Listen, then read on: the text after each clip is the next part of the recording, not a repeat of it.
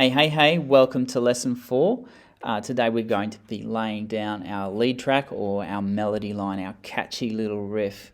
Alright, so as usual, to start the lesson, I'm just going to play you an example of the end point. And today, instead of opening a new file, I'm just going to delete it and show you how to build it. So let's go, have a listen.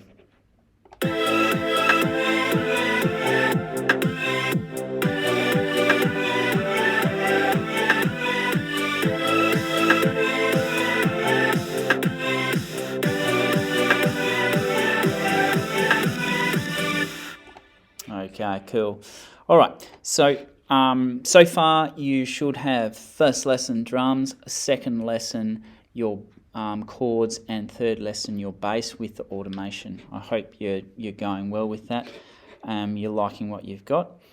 So, as I said, we're just going to get rid of what I had come up with and start from scratch.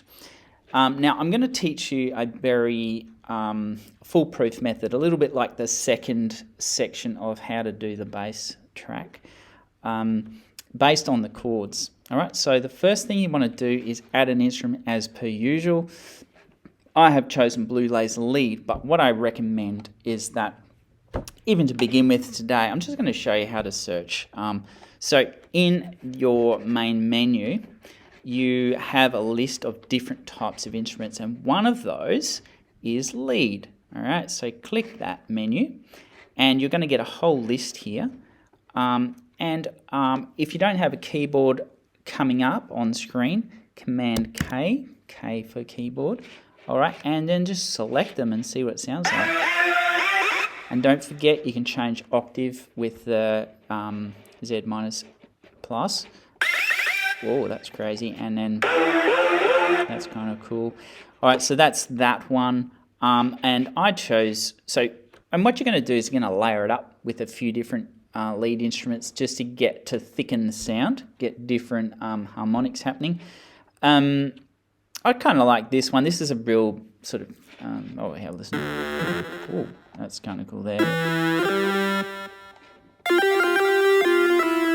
So I'm going to add that after writing my melody in chip lead. I'm just going to duplicate it, and I'll show you that when we get to it.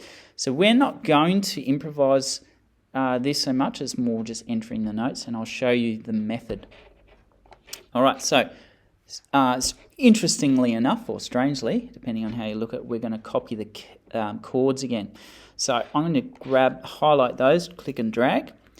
Command C for copy, highlight the track you want it and place your cursor where you want to paste it. Command V. Alright, now double click to open the piano roll, and because I'm working primarily in the piano roll, I'm actually going to drag this up so I can just see more of that. Alright, first thing is, the first bit of music theory is that, and this is definitely a thing in jazz, but generally true, we want to make the melodies fit really well with the chords. We want the melody to reference chord tones on the strong beats. Now the strong beats are 1 and 3. Okay, so what I'm going to do first of all is just copy the chords onto beats 1 and 3, and I'm going to make them a quarter note each. Okay, so that's beat 1. And beat 3, so this is, here we are, so you've got 1, 2, 3. So move your cursor along to beat 3. Command V. And then we have the chords on beat 1 and 3. So I'm going to do that for each chord. Command C. Beat 3. Command V. Same again here. Stretch this out because these were that sort of cross rhythm. Copy, paste, and also you probably need to be thinking about what octave you want your melody in. I actually like where this is, but remember the shortcut for dropping everything down or up, putting everything up an octave is Option, and then we'll highlight what you want, Option and up or down arrow.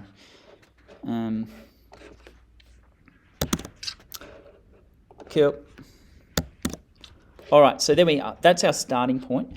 Now, the next thing we want to do is similar to the bass. We need to choose which notes we want. We don't want 3 notes at a time, just a single note at a time. And this is where you start to be creative, and you can just choose what sort of shape you want. I'm going to go for a sort of sinusoidal curve, like a wave. So I'm going to start down and go up, and then down, and then up, something like that. And then I'm going to fill in some gaps. So that's the plan.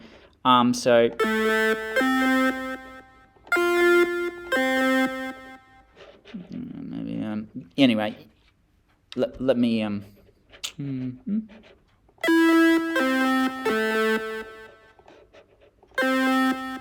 maybe I'll go that pattern there. So start there.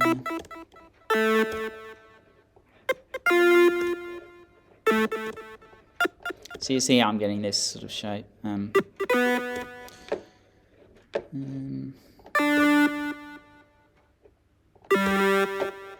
Now, a melody will sound smooth if it looks smooth. That's something to bear in mind. It's an interesting thing, that correlation between the shape and the sound.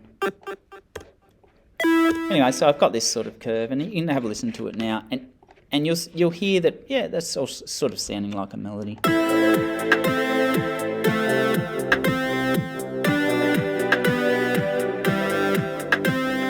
Now, the beauty of this method is that those notes are perfect. Like they fit perfectly with the chord, is what I mean. They sound spot on.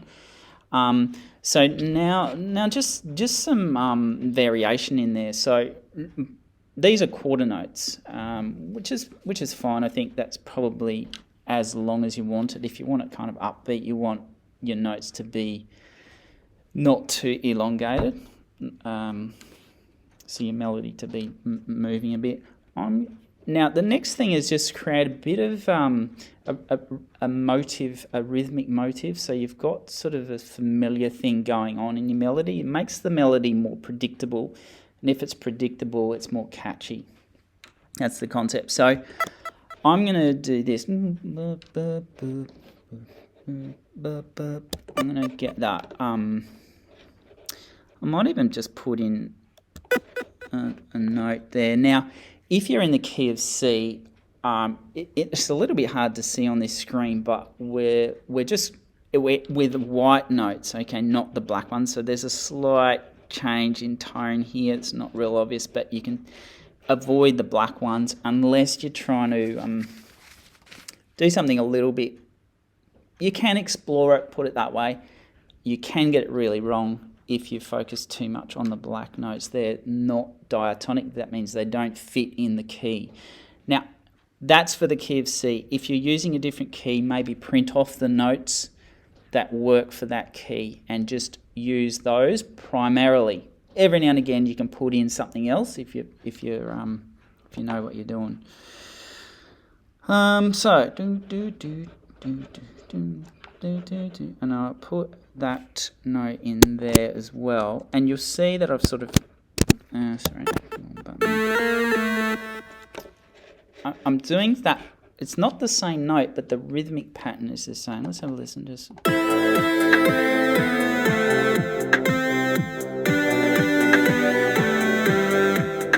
Now I kind of want here at the end here, I want something different again, just to create a bit of a point of difference.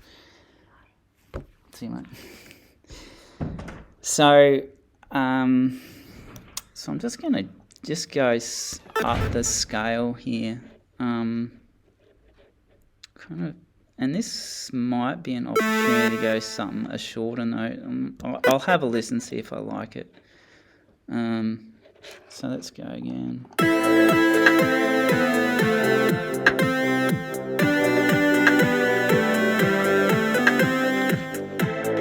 I kind of wanted to go one more note there.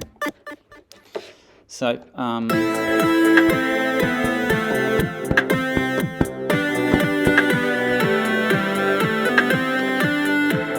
yeah, cool. I reckon that look like it's not world changing, but I think you can see that it's such an easy and satisfactory way of writing a melody. Now, go ahead and play around with different note lengths and so on, but stick to the principle of chord tones, the notes in the chords hitting on 1 and 3, and that'll keep you safe. And if you want to do something funky, put in some black notes, give it a try. And if you like it, maybe it's good, stick with it. All right, cool. So the next thing I want to do, I'm just going to go back down because I'm kind of done with that section. I want to focus now on this. So now I'm going to copy the automation over from my bass into the lead line. So to get automation up, make sure your timeline selected and press A. So there's my automation. I'm just going to press Shift, hold Shift and drag over that. Command C for copy. Select the track that you want it in and the position in the timeline where you're going to start it. Command V to paste. All right, so have a listen. Okay, so what you're noticing is that pulsing happening again, and you may think, oh, hang on, I'm losing some of my melody there. It's a little bit too destructive. So remember, it's down to negative infinity. So what I can do is actually just edit that automation a little bit. We'll just do 1 bar, and I'll show you how it's done just real quick. So select the notes you want to change, and I'm going to select all of them and change them all at once. Holding Shift, just select these bottom notes. And I'm just going to lift them up about halfway so they're not causing me to not be able to hear the melody line at all. Okay, once you've done that, once you've got the shape how you want it, just again hold Shift, select those and paste them through. Command C, put your cursor where you want to start. Command V, Command V, Command V, all the way through to where you want it. All right, let's listen to that again.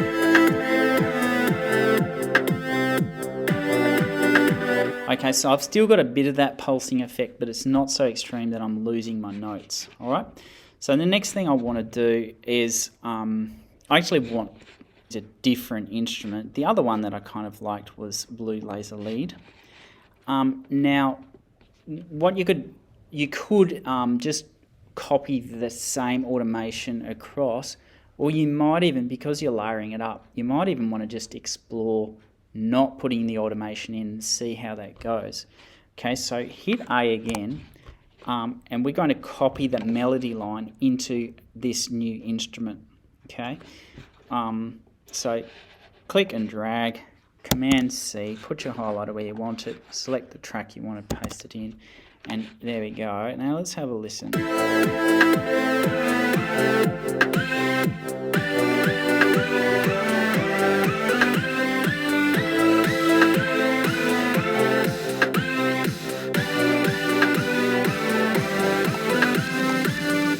Okay, so that's pretty much got us where I want to take you today.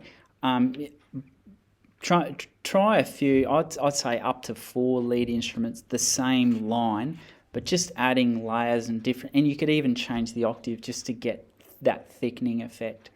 Now, if you finish early, what I'd like you to think about is about your arrangement, how you're building intensity, your instruments, your layering, and also you might even want to explore different types of automation, like getting the gradual increase in volume for some instruments or a gradual decrease.